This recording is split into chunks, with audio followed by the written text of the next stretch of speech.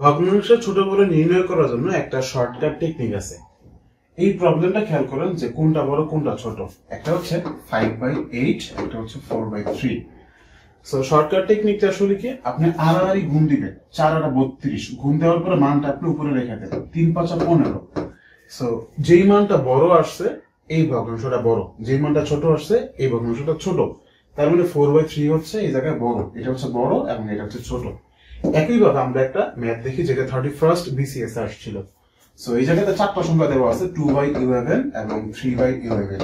আগে আমরা ফার্স্টে এই দুইটাকে কম্পেয়ার করি, আমাদের বের করতে হবে সবচেয়ে ছোট কোনটা।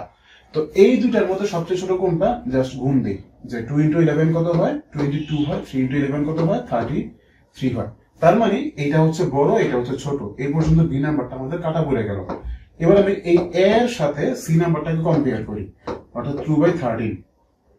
আড়াআড়ি গুণ দিলে কত হয়, 13 দুগুণে 26 এবং 11 দুগুণে 22। তার মানে প্রথমটা 26 বড়, এটা 22 ছোট। তার মানে 2/11 বাদ পড়ে গেল। ঠিক আছে, অর্থাৎ সি নাম্বারটা এই পর্যন্ত টিকলো। এবার আমি সি এর সাথে ডি কে কম্পেয়ার করি, 4/15। ক্লিয়ার?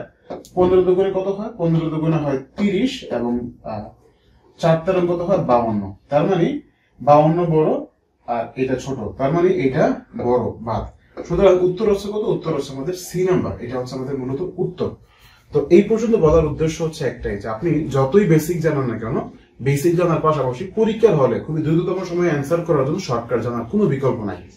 আর এরকম শর্টকাট টেকনিকের সাহায্যে উইথ বেসিক প্রিপারেশন নেওয়ার জন্য এখনই আমাদের সাথে যোগাযোগ করুন, আমাদেরকে ইনবক্স করে আমাদের কোর্সে এনরোল করে করুন। দেখা হচ্ছে পরবর্তী কোনো। আসসালামু আলাইকুম।